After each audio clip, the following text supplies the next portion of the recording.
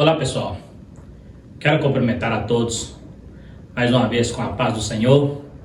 Estamos iniciando mais uma lição, desta feita a lição de número 5, a lição da classe de adultos, onde estaremos trabalhando um importante assunto e por sinal também muito polêmico, que é falar sobre o aborto na vida secular e na visão cristã.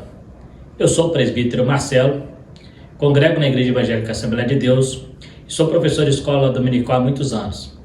E aqui no meu canal eu tenho comentado sobre as lições de adulto e também sobre a lição de jovens.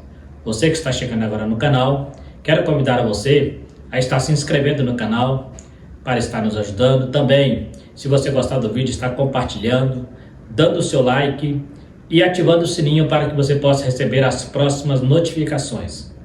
A partir de agora, estaremos iniciando então esse assunto tão importante que, segundo o nosso comentarista, deu o título da desacralização da vida no ventre materno, né? A lição de adulto, dia 30 de julho de 2023, terceiro trimestre. Vidas no lixo. Eu coloquei aqui uma foto tirada da internet, onde mostra algumas crianças em uma clínica de aborto sendo jogadas no lixo como se fossem descartáveis. É uma cena forte, mas mostra a realidade do que é um aborto, né? Aqui a gente vê pessoas, né, em perfeitas condições físicas, mas em países onde são legalizado o aborto, isso é permitido, né? A gente precisa refletir sobre isso, né? E pensar um pouco, será que não temos sido bastante egocêntricos em apoiar uma atitude dessa, igual países como Estados Unidos e outros países que já legalizaram o aborto, né? No Brasil também há estados que estão tentando legalizar, o próprio Brasil, né, em algumas situações permitem. Nós vamos trabalhar um pouquinho sobre isso. Mas antes de tudo, uma pergunta para refletir. O aborto, ele é permitido pela Bíblia? Em qual situação o aborto pode ser feito? E qual é a visão da igreja em relação a essa prática? Ou o aborto não pode ser feito em hipótese alguma? Isso é o que estaremos estudando dentro desta lição, neste momento. Se você quiser saber um pouco mais sobre esse assunto, saber qual é a nossa opinião como cristãos, fica até o final do vídeo para você estar entendendo aqui a visão, não só minha, mas da Igreja Evangélica e também da Igreja Assembleia de Deus, da qual eu pertenço. Então estaremos falando um pouco sobre isso. O textuário: eis que em teu ventre considerarás um filho, por-lhe-ás o nome Jesus, né? Lucas 1,31. A concepção divina de Jesus Cristo sacraliza a vida no ventre materno e se opõe à cultura da morte infantil e intrauterina do presente século. Então, a primeira parte, o comentarista ele fez questão de refletir um pouco aqui sobre a concepção de Jesus, né? O nascimento dele, e mostrando como é importante a sacralização, né, do ser humano da sua concepção, desde que haja fecundação, desde que aconteça a fecundação, que ali já nasce o primeiro ovo, né, ou a gente chama de zigoto, ali já começa uma vida. Então a partir dali já existe uma vida em desenvolvimento, né? A vida não acontece depois do nascimento, mas na concepção. Então ele cita aqui o exemplo de Maria, que ela concebeu Jesus, né, pelo Espírito Santo, e mostra que em teu ventre, né, as promessas que são dadas a Maria e a Jesus, né, e quem será aquela criança, e ela ainda estava no ventre, não esperou ele nascer para dizer ele será, né? Fala assim: no teu ventre terás, né, nascerá de você o Salvador, né? Então existia já uma promessa mesmo ele estando no ventre. Nós vamos ver isso também em alguns casos de profetas no Velho Testamento, que Deus fala, né, inclusive o profeta Jeremias, a Bíblia diz que Deus o conheceu ainda no ventre, né, o chamou para ser profeta, né? Imagina se a mãe de Jeremias fosse daquelas que não quisesse uma gravidez e tentasse ali abortar Jeremias, o grande profeta. Já existia uma promessa sobre aquela vida. E assim você vai encontrar outros casos na Bíblia, né? Então, a gente vai estar trabalhando um pouquinho na primeira lição, vou acelerar um pouquinho, porque é um assunto bastante conhecido. Vai falar sobre o Deus, o autor supremo da vida. Por isso as escrituras valorizam desde a concepção no ventre materno. Salmo 139 fala que Deus nos conhece, né? Ele forma no seu ventre. O salmista fala sobre isso. Assim, toda ideologia que tem o objetivo de alterar o conceito da vida desqualifica a autoridade bíblica e faz apologia à cultura de morte no útero infantil, né? Infantil no útero. Então, qualquer situação que traz essa apologia de matar uma criança em concepção, né? O comentário chama aqui de apologia à morte, né? Vamos aqui então andar na nossa lição aqui. A ideia progressista, que reivindica ao ser humano a autonomia sobre a vida, afronta a soberania divina. Nesta lição, estudaremos a concepção sobrenatural de Jesus Cristo, a apologia ideológica da cultura da morte e o conceito da sacralidade da vida no útero. Então a gente vai estar estudando sobre esse assunto aí. O anúncio do nascimento de Jesus. Uma virgem comprometida em casar-se com José, chamada Maria, recebe a visita do anjo Gabriel em Nazaré.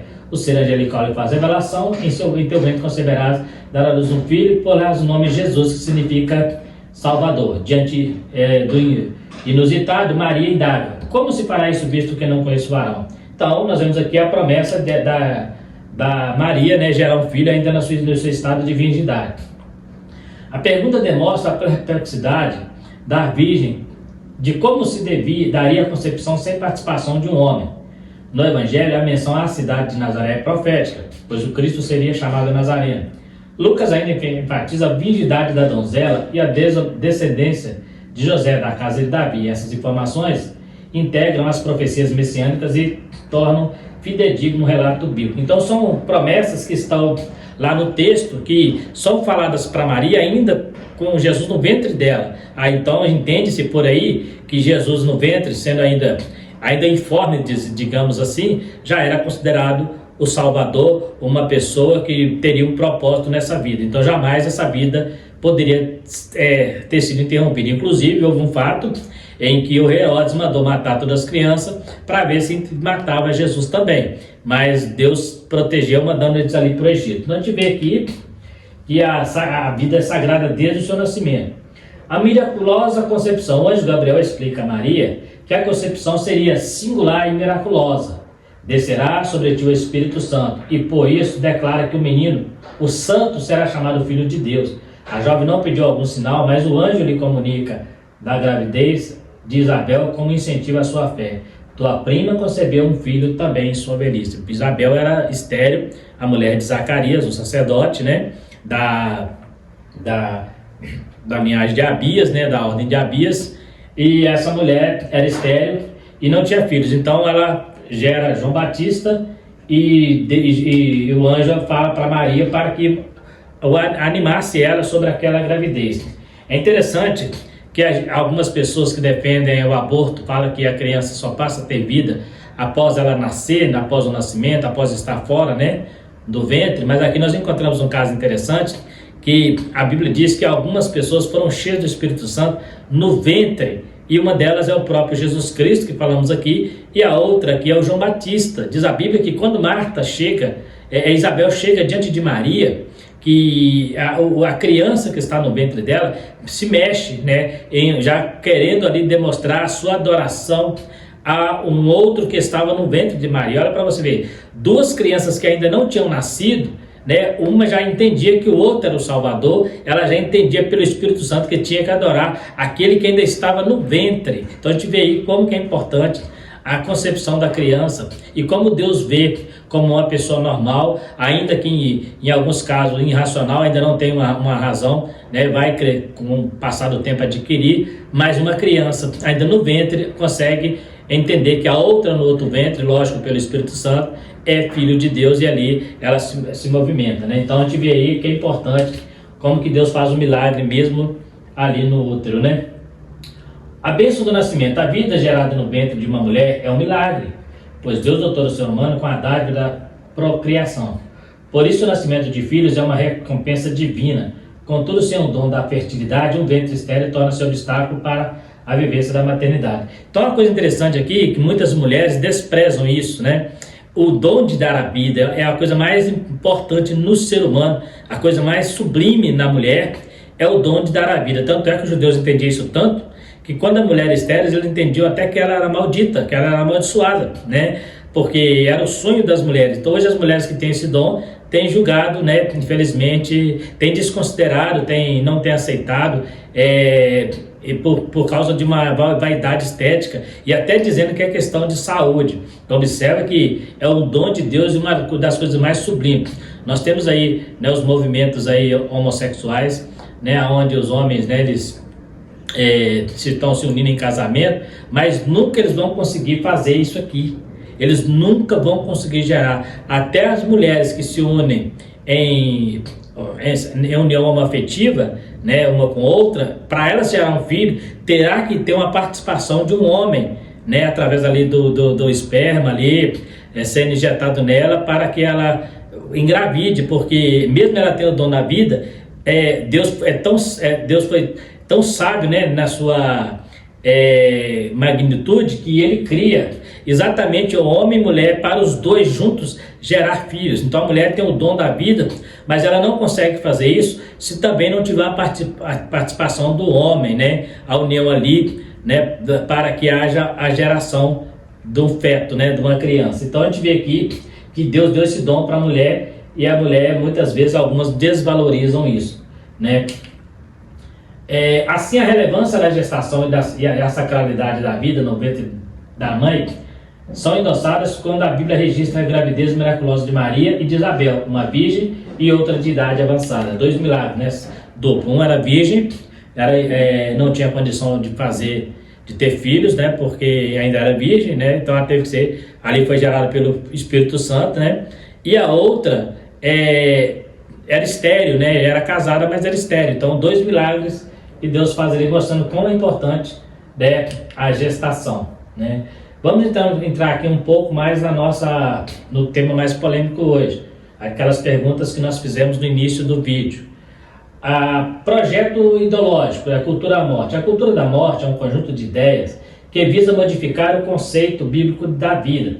Entre suas pautas estão a legalização do aborto, a da eutanásia, a apologia ao suicídio e o controle da natalidade. Mediante estratégias culturais, intelectuais e políticas, impõe-se a agenda de desconstrução da sacralidade da vida, algo caro à cultura cristã, como vimos no tópico anterior. Então, né, nós temos aqui estratégias culturais, intelectuais e políticas, né? Hoje nós temos um movimento que prega abertamente contra o aborto, que é o movimento feminista, onde eles usam o termo meu corpo, minhas regras, né? Então a mulher acha que ela tem o direito de fazer o que quiser com o corpo dela, e que aquela criança que está no ventre dela, ela pode fazer o que bem entender, só que ela não consegue entender que aquela criança que está no ventre dela foi Deus quem colocou lá. Então, se Deus quem colocou, somente Deus pode tirar, né? O corpo, ela acha que é dela, a mulher acha que é dela, não é, né? Se o meu corpo fosse minha propriedade, eu impediria que ele sofresse enfermidades, né? Eu impediria um monte de males que vem ao corpo, mas quando ela vem, a morte, por exemplo, quando Deus manda a morte, não adianta você falar que é seu corpo, suas regras, porque ele vai matar. Por isso que Paulo fala que preservando para Deus corpo, alma e espírito, porque é de Deus, né?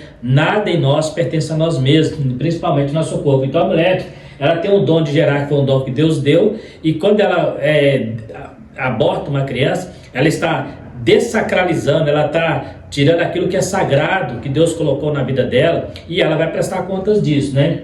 Então, mas as culturas, né, as ideologias, né, movimentos políticos têm tentando defender a mulher em detrimento de uma criança, em detrimento de alguém indefeso, né? E aí fala porque é a questão de saúde pública, né? Outros é a questão de estética mesmo, né? E gravidez indesejada. Estaremos trabalhando sobre esse tema mais adiante um pouquinho. Nesse sentido, estimula-se a eugenia, o descarte do ser humano com alguma malformação ainda no útero materno, a maternidade depreciada, a fim de que a mulher não deseje ser mãe. Então o que é eugenia? É eliminar o mais fraco em detrimento do mais forte.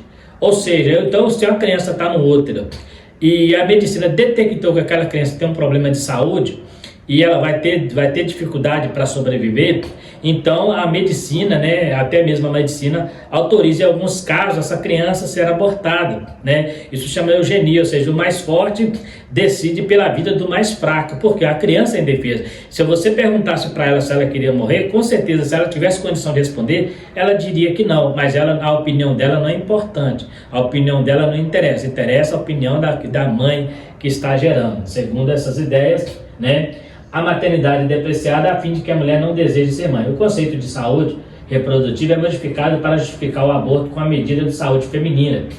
O direito à vida no útero é substituído pelo direito incondicional da mulher sobre o próprio corpo, que por meio do aborto decreta a morte do fruto do seu ventre.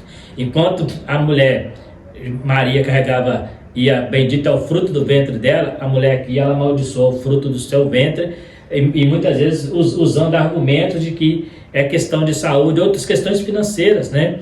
Porque a criança vem numa época em que a pessoa não tem condições financeiras. Existem muitos fatores que levam as mulheres, né, tomar essa decisão de cometer o homicídio ou infanticídio, matando o seu próprio filho, né, o qual deveria estar glorificando a Deus por aquele nascimento, por aquela criança, mas ela despreza como se fosse algo descartável, como eu mostrei no início do meu slide aqui, joga no lixo como se fosse algo descartável, algo que não tem alma, que não tem vida, né, que fosse um objeto qualquer, né. E a maioria das vezes as atitudes são por questões egoístas, né. O aborto no Brasil, o aborto ainda é crime de acordo com o Código Penal nos artigos 127 e 128, porém é permitido em 3 casos: estupros, quando o nascimento provocar a morte da mãe e no caso de anencefalia, liberado em 2012 pelo STF. Então nós temos aqui 3 casos em que o Brasil permite aborto. O primeiro dele é no caso do estupro, né? Existe essa permissão. O segundo é quando o nascimento da criança vai provocar a morte da mãe. E o terceiro é no caso da anencefalia. O que é anencefalia? É a pessoa que nasce com dificuldade, digamos sem cérebro, né? Então aqui nós temos um exemplo aqui, eu trouxe essa foto só para vocês entenderem, porque a anencefalia, eles alegam o seguinte: a criança que nasceu com essa doença, ela vai viver alguns minutos e vai morrer. Isso não é verdade, que essa criança que está aqui, eles decidiram, os pais aqui decidiram que ela deveria nascer, e ela está aqui com 2 anos de idade, né? Ela está com 2 anos de idade, ela tem dificuldade, percebe-se pela foto, né? Uma foto, né, forte, né? Mostrando, mas eles sabem como eles chamam essa criança? A minha princesa. A minha princesa. Essa criança, ela tem deficiência, né? Aqui, ó, ela é como a doença anencefalia, né? Problema cerebral, praticamente não tem os neurônios, não tem cérebro, né? A pessoa que vegeta, segundo a medicina, é uma pessoa que vegeta. Mas os pais decidiram, e ela tem, e aqui, olha a alegria da mãe, né, e do pai com essa criança, né. Para muitas mães, deveria jogá-la no lixo. Esse é o aborto que estava sendo apoiado. A anencefalia, jogar no lixo uma criança como essa aqui. Se eu jogo uma criança dessa antes dela nascer, então será que essas mulheres que defendem o aborto têm coragem de pegar uma criança de 2 anos e matá-la? Está aí uma pergunta, né. Essa criança tem 2 anos. Ela tem aquela doença lá que o STF aprovou em 2012. O aborto. Se a criança nasceu, ela está desse jeito, essas mulheres que defendem o aborto, elas têm coragem de pegar essa criança e matá-la, como se mata um animal, mata uma galinha? Tem que se pensar nisso, porque é o mesmo crime se tivesse matado ela no ventre. Seria o mesmo crime. Então a gente precisa ter cuidado, né? Agora vamos aqui estudar alguns casos. Desses 3 casos, qual o único caso que a igreja, que a Bíblia, né, daria um requisito moral para que houvesse o aborto, né? Mesmo assim, ainda é uma questão que divide opiniões. No caso do estupro, nunca. Mas a mulher vai carregar um trauma pro resto da vida, mas ela está castigando quem não tem culpa. A criança não tem culpa dela ter sido estuprada. O que ela pode fazer, se ela não quiser aquela criança, é doar para uma família, né? Mas matar, jamais, né? Então, mesmo que ela foi vítima do estupro, ela vai ficar vendo aquela criança e vai lembrar que é estupro. Isso, se ela tirar a criança, não vai apagar essa imagem dela. Não engana se alguém disser, ela vai ver um trauma de qualquer maneira. E mesmo que a criança morra, mesmo que ela aborte a criança, aquela imagem vai ficar. Talvez essa criança futuramente pode até ser o consolo dela ver que ela foi vítima do estupro, mas foi uma pessoa de Deus. Mas o nosso egocentrismo, né, nos faz ver só o trauma em detrimento de matar uma criança. Então, esse é o único caso em que, esse é o caso, um dos casos que a justiça permite em caso de estupro. Então a criança pode morrer porque a mulher foi estuprada, ou seja, o cara que estuprou ela está impune, mas a criança que não tem nada a ver, ela vai morrer para não deixar a mãe traumatizada, né? E a criança? Né? E a criança, quando ela cresce, vamos supor que deixa ela crescer e vira uma linda moça, um lindo rapaz, será que ela ia... Pergunta para ela se ela ia gostar de saber que a mãe dela quis matá-la no ventre, né? Porque é muito fácil tirar a vida de alguém indefeso que não sabe decidir por si mesmo. O segundo caso aqui, que é o da anencefalia, também permitido no Brasil, né? No caso desse aqui, né? A pessoa que tem problema de... o Brasil também permite, porque segundo eles as pessoas podem ver alguns minutos e morrer, né? Mas a gente tem que tomar cuidado com isso. O outro caso é o caso quando a mãe, ao gerar a filha ou filho, ela morre. Então, nesse caso, os cristãos entendem que entre uma vida desenvolvida e uma vida a desenvolver, opta pela vida desenvolvida. Porque uma mãe que morre no nascimento de um filho, com certeza ela tem mais filhos que dependem dela, ela tem um marido que depende dela, ela tem pessoas, né, que já está ligado a ela. Então o sofrimento será muito maior, muito menor, se aquela criança vier a ser abortada. Por quê? Pela medicina, se ela nascer, a mãe morre. Então aquela criança já vai nascer sem a mãe, né? Então é mais fácil uma mãe viver sem a filha do que uma filha viver sem a mãe. Ainda que isso é possível também. Mas só que em detrimento de uma vida já desenvolvida, opta pela morte da criança. Nesse caso, é uma exceção à regra que os cristãos defendem. Mas existem também divisões de opiniões. Por quê? Porque tem gente que pensa, não, mesmo nesse caso, deixa que Deus resolve quem vai morrer, né? É uma ideia, né? Deixa que Deus resolve. Se a pessoa tem essa fé para isso, infelizmente também deve se respeitar, né? Porque isso aqui é uma questão de bom senso, a Bíblia não doutrina sobre isso. Então vamos supor, a mulher está ali, o médico fala, ó, se essa criança nascer, a mãe vai morrer. Os familiares falam assim, não, eu quero que a criança nasça. Se a mãe tiver que morrer à vontade de Deus, tem que ser respeitada. Eu não posso falar que essa pessoa está sendo insensata não, porque é opiniões que a Bíblia não discute. Então é questão de bom senso. Entre uma vida desenvolvida e uma vida a desenvolver, opta pela morte da criança. Mas se a criança estiver perfeita e você estiver ficando a agulha ali, ó, e a criança tentando sair para não morrer, porque ela não quer morrer, mesmo ela sabendo que a mãe dela vai viver, ela tem que morrer para a mãe dela viver, aquela criança não querer morrer. É uma coisa que tem que se pensar, porque é a única situação em que, usando o bom senso, a igreja permite, a igreja concorda com o aborto. Eu fico, para ser sincero, em cima do muro nos casos, né? Eu acho que é um caso que deve ser estudado. Eu fico em cima do muro porque se eu não posso matar uma criança, mesmo que essa criança nasça e a mãe vai morrer, eu estou tentando impedir a morte de uma mãe, mas estou matando outra. Então eu estou entre duas vidas. Então eu fico meio que em cima do muro sobre isso aí, né? Então, na minha opinião, talvez eu pensaria, não, a mãe tem que viver. Se fosse a minha filha, por exemplo, né? Eu preferia que ela morresse do que minha esposa. Mas eu estava pensando em quem? Em mim. Pensando na família, não estou pensando na criança, né? Pensando na minha esposa. Então tem que se pensar isso aí. Então, porque quando se fala de sacralização da vida, porque no Velho Testamento é interessante, eles não tinham essas opções de abortar. Nós temos casos de mães que ao nascer, né, os filhos nascer, elas morrem. Nós temos lá os filhos, né, tem até o nome lá de Cabode, foi essa glória de Israel, que ao nascer, né, a mãe morre, filho lá do sacerdote, quando a arca, né, foi tomada, ao nascer, a mãe morre. Né? Temos o caso também de Raquel, quando Efraim nasce, Raquel também morre, né? Então assim, o consolo de Jacó é ter nos braços o filho de Raquel. Então, ele não teve que escolher entre uma vida e outra. Deus é que decidiu quem quer morrer ali. Deus permitiu Efraim nascer e permitiu Raquel morrer.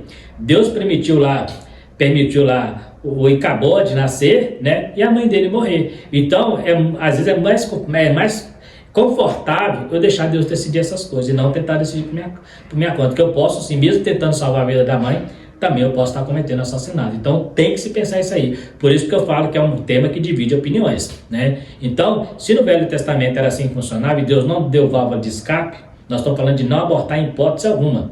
Então, se a criança vai nascer e a mãe tem que morrer, eu tenho que perguntar para Deus, mas é a vontade do Senhor que a mãe morra? Porque eu posso estar interferindo no plano de Deus. Talvez aquela criança vai Deus tem um projeto na vida dela e o da mãe já está findando. Talvez ali seja o final da vida dela. Talvez é a maneira que ela vai morrer. Então, tem que se pensar muito isso aí, né? Então, existem cristãos que vão bater o pé e vai dizer que não, eu sou radical. Não, a criança tem que morrer porque a mãe já tem filho, tem família, mas é mais fácil uma pessoa que tem que morrer poder decidir sobre a sua vida do que uma criança que não pode. Então, eu não tenho como pedir a opinião dela. Se você prefere que você morra ou sua mãe morre, eu não tenho como pedir. Então, eu sou obrigado a matá-la, né? A mãe não, a mãe é uma fatalidade, porque ela teve uma gestação numa situação complicada e aconteceu uma fatalidade. É a mesma coisa de um carro bater numa pessoa e eu não aceitar que aquela pessoa morra, mas o carro vai matar aquela pessoa. Não tem como eu interferir nesse processo. Então, talvez, tem que pensar nisso aí também, né? Mas, igual eu falo, respeito a opiniões. O direito sobre o corpo. A cultura pós-moderna insiste que o direito do ser humano exerce autonomia sobre o próprio corpo. Essa ideia é de liberdade total ao controle individual sobre a constituição física e o comportamento humano. Então, o direito sobre o corpo. Qual direito você tem? Em tese, nenhum. O único direito que você tem é de manter ele puro, manter ele íntegro para o Senhor. Mas você não tem domínio sobre o seu corpo. O pecado pode até te dominar. O Espírito Santo te dá força para vencer o pecado, mas você não tem domínio sobre o seu corpo. O slogan Meu Corpo, Minhas Regras é utilizado em defesa das liberdades sexuais e reprodutivas, bem como para a escolha de vida ou morte. Nessa percepção estão os direitos à prostituição, ao aborto, à eutanásia, ao suicídio e outros mais, né? A eutanásia é quando a pessoa, né, decide morrer, né? Ou alguém decide pela família aí para acelerar o processo da morte, né? Então, assim, praticar a eutanásia, o suicídio, né? Então, a pessoa acha que ele pode se matar. São assuntos, né, bem polêmicos, né? Qualquer opinião contrária é considerada violação à liberdade humana. Nesse quesito, as escrituras asseveram que o corpo deve ser nutrido e respeitado, e que, embora livre, o ser humano não tem o direito de profanar o seu corpo, e que a vida só tem sentido quando está sob o domínio de Cristo. Então, eles falam assim, se a mulher não puder decidir sobre o seu corpo, eu estou cometendo uma violação à liberdade humana. O que eu estou dizendo? Que a criança que está no ventre, enquanto ela não sai do ventre, então ela não é humana, porque eu estou olhando a liberdade humana de um lado, mas não estou olhando do outro. Eu não estou olhando a liberdade humana da criança. Então, se a mulher decide abortar, e se eu vou contra isso, eu estou considerando, eu estou violando um direito, né, de liberdade humana. E a criança que está no ventre, ela não tem direitos? Ela não criou cidadania? Não estamos falando aqui de direitos cíveis, mas estamos falando aqui de direitos morais, né, direitos espirituais. Ela tem os mesmos direitos. Nós falamos aqui de João Batista, cheio do Espírito Santo já no ventre de Isabel, né? E da mesma forma Jesus, Isaías, cheio do Espírito Santo já no ventre. O próprio Sansão, né? Ele já foi, quando ele foi gerado, né, na mulher de Manoá, já era para ser um grande guerreiro. Então o anjo deu ali toda a situação para que ela guardasse ali a sua gestação, a maneira de criar um menino. Então já está tudo projetado. Imagina se aquela mulher fosse uma feminista e falasse assim: eu não quero criança agora, estamos vivendo uma época ruim, uma época de guerra, uma época em que estamos sofrendo na mão dos filisteus. Não é prudente ter filhos nesse momento, não é prudente ter criança nesse momento. Nós estamos em guerra, os filisteus estão nos massacrando. Eu vou trazer uma criança ao mundo para quê? Para essa criança sofrer? É melhor matá-la, acabar pelos braços do pai. Mas não foi isso. Ela criou a criança do jeito que o anjo mandou, né? A prática do aborto. O aborto é a interrupção do nascimento por meio da morte do embrião ou feto. É o ato de descontinuar a gestação do ser vivo. O termo gestação vem do latim gestatione e se refere ao tempo em que o embrião fica no útero desde a concepção até o nascimento. Nesse caso, o aborto pode ser não intencional ou provocado no período de gestação. Na lei mosaica, provocar a interrupção da gravidez da mulher era um ato criminoso. Então, a mentalidade no Velho Testamento, se a pessoa matasse uma criança no ventre da mulher, ele pagava com a própria vida. Então, você vê como que Deus valorizava a vida, já no Velho Testamento, né? No sexto mandamento, o homem é proibido de matar, o que significa literalmente não assassinar. Os intérpretes do Decálogo concordam que a proibição do aborto está incluída neste mandamento. Assim, quem mata um embrião ou feto atenta contra a dignidade humana e a sacralidade da vida no ventre materno. Aí eu volto àquela questão que eu acabei de falar aqui. Se eu matar um feto no ventre, eu estou cometendo um assassinato, segundo, né, o Decálogo, os intérpretes do Decálogo, segundo os rabinos. Isso vale para aquele caso que eu falei de ter que matar o feto para salvar a mãe, né? Matar o feto para salvar a mãe. Então pode ser que ali também, né, deveria deixar, até porque esse tipo de comportamento não era comum no judaísmo. Se eles tivessem que matar um outro, eles não matavam, eles deixavam a criança nascer e deixavam a mãe morrer, porque eles entendiam que ali terminou a jornada dela e que aquela criança vai continuar com a nova jornada, mas a jornada da mãe terminou ali. Então o que ele faz? Se ele matar uma criança, vou dar um exemplo. Se eu pego uma criança, uma mãe tem na média lá de 50 anos, ou 30 anos, vamos colocar 30 anos, aí eu mato a criança para salvar a mãe. Aquela mãe vai sobreviver ali mais uns 20 ou 30 anos e sofre um acidente, talvez e morre. Mas a criança, ela poderá viver 50, 100 anos. Então, assim, eu estou determinando quem vai viver, né? Isso é complicado, eu estou determinando quem vai viver. Ou seja, eu determino que a mãe viva, eu determino que a criança viva. Porque a mãe já tem uma vida desenvolvida, a criança não. Mas só que a diferença é que a mãe pode escolher, né? E a criança não pode. Então, tem que se pensar se realmente seria esse o caminho, né? Tem que matar. O médico falou, se essa criança nascer, a mãe vai morrer. Será que seria viável dizer, não, então mata a criança para que a mãe sobreviva? Então tem que se pensar nisso aí, né? Inclusive, se você tiver a sua opinião, pode estar falando aqui nos comentários para discutir o assunto. E quem sabe mais para frente podemos estar voltando até nesse tema, né? Aí você fala assim, Marcelo, mas é a sua opinião. A minha opinião é a opinião do tema no sentido geral. Por quê? Porque a Bíblia não trata desse assunto. A Bíblia não trata, nesse caso específico, não, de matar uma criança para salvar a mãe. Então, como a Bíblia não trata, eu tenho que usar o bom senso. Então, o seu bom senso pode ser diferente do meu. Se eu pegar pela lei, eu posso aceitar que a mãe tem que morrer, a criança nascer, porque está no plano de Deus, né? Está no plano de Deus. Então, não tem que interferir nesse processo, não. Se a mãe vai morrer e Deus permitiu que a criança nasça, né? Eu pensaria dessa maneira. Então, é uma opinião minha, porque vai ter opinião ao contrário. O próprio comentarista da lição, ele entende que tem sim que matar a criança e deixar a mãe viver, porque a vida está desenvolvida, né? A sacralidade da vida, a vida é inviolável. A vida humana, tá vendo? O tempo todo fala que a vida é inviolável. Então, voltamos de novo ao tema, né? E aquela vida que está no útero? Existe algum quesito em que eu posso violar aquela vida? A vida humana é sagrada, pois ela é um ato criativo de Deus, o autor e a fonte originária do fôlego de vida. Nessa perspectiva, o princípio da sacralidade assegura a dignidade da pessoa humana e a inviolabilidade do direito à vida. Portanto, o valor da vida é absoluto e deve se sobrepor a qualquer outro direito ou interesse. Olha aqui, qualquer outro direito ou interesse. Então, eu preciso entender, aquela criança, ela tem que ser sagrada para o Senhor e eu não posso violar.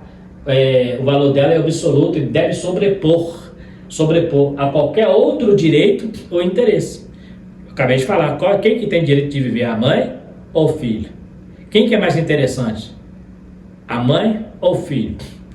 Então, é o caso de pensar, né? Você vai ver que o tempo todo eu vou bater nessa tecla, porque você já entende mais ou menos qual é a minha opinião a respeito disso aí. Talvez eu poderia até optar por outro lado. Na hora a gente não sabe, na hora da pressão a gente pode entrar em pânico e tomar decisões, né, que seja contra os nossos próprios princípios. Isso acontece muito, mas no geral seria essa a minha opinião.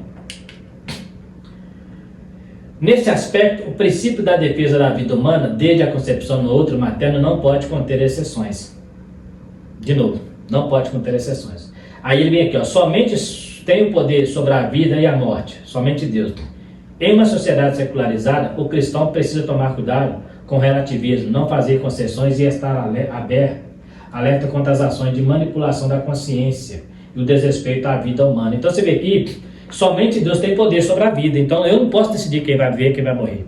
Ah não, mas no caso daí eu posso decidir. Então, parece que é meio incoerente quando eu falo que não pode haver aborto, mas quando eu falo que nesse caso pode. Então parece que é meio conveniente, né? Porque é meu parente, né? Então parece que é meio conveniente. Então eu posso matar uma criança saudável, perfeita, para salvar outra, né? Eu estou interferindo num processo. Então pensa bem, eu estou interferindo num processo. Quem tem direito, poder sobre a vida e a morte? Somente Deus. Somente Deus, né? Então, e nós também estamos falando de alguém que não é indefeso, né?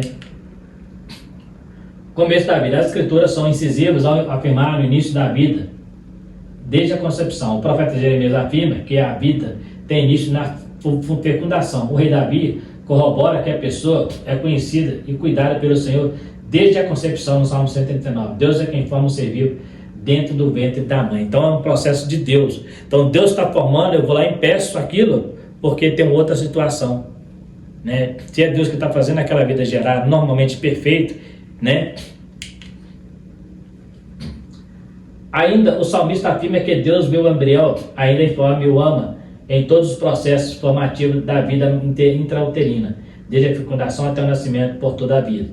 Por conseguinte, de acordo com as escrituras, a vida começa quando ocorre a união do gameta masculino ao feminino. Essa nova célula é um ser humano e possui identidade própria e, portanto, o seu direito de nascer não pode ser interrompido por vontade, desejo ou caprichos humanos, né? Não pode ter vontade, desejo ou caprichos humanos, né?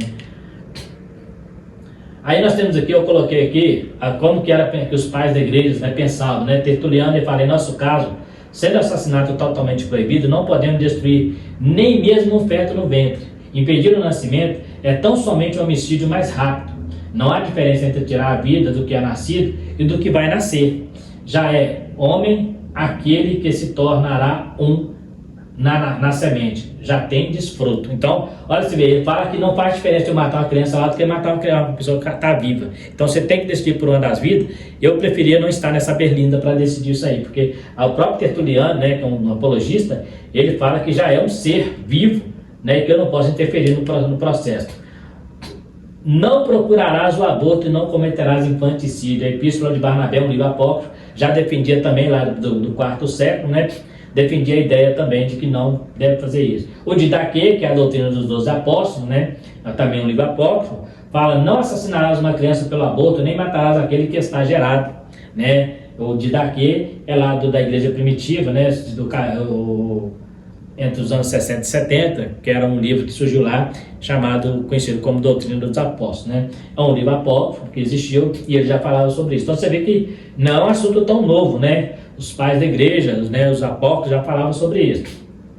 Agora a posição cristã, aqui que nós entramos naquela questão. A igreja, que mantém o princípio da teologia da autoridade bíblica, defende a dignidade humana e a inviolabilidade da vida desde a sua concepção. Ensina que a vida humana é sagrada em todas as etapas do desenvolvimento da vida e que não pode ser violada por nenhum tipo de cultura.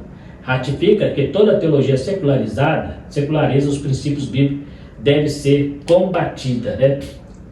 A gestação e a procriação do ser humano são bênçãos divinas. A concepção de Cristo no ventre de uma virgem certifica a sacralidade da vida intrauterina, que é Maria, né? A interrupção da vida em qualquer fase da gravidez é uma agressão ao direito inviolável de nascer, né? A valorização da dignidade humana, o direito à vida e o cuidado da pessoa vulnerável são princípios imutáveis do cristianismo bíblico. Acerca do assunto, a Bíblia assegura que Deus é o autor e detentor da vida humana. Então, só relembrando aqui, em que situação posso praticar o aborto? De uma certa forma, em hipótese alguma. Mas e no caso da mãe? Se fosse a minha opinião, né? Eu não tenho uma base bíblica para dizer que eu posso matar uma criança no útero para salvar a vida da mãe. Eu não tenho base bíblica para isso. Eu vou ter que usar o bom senso. Aí o que é o bom senso para nós? Eu mato uma criança que está sendo gerada perfeitamente, ela vai ver a agulha entrando e ela sendo morta, sem poder se defender, para que a mãe sobreviva porque ela tem parentes, porque ela tem filhos e porque a vida dela já está desenvolvida. Isso é uma decisão muito perigosa. Por quê? Porque eu estou decidindo algo, talvez seja o bom senso, mas talvez não. Talvez eu estou entrando contra um princípio que eu estou pregando contra, que é o aborto, matar uma criança. Ah, mas a mãe vai morrer, e se você pode salvar a vida da mãe, se eu posso salvar a vida da mãe, posso salvar a vida da criança. Eu tenho que escolher uma das duas vidas, então deixa para Deus fazer essa escolha. Deixa para Deus fazer. Se Deus quiser salvar a criança e salvar a mãe, ele faz um milagre. Agora, se ele deixou a criança gerar, e para essa criança nascer, a mãe tem que morrer, igual aconteceu no passado, né? Raquel, né?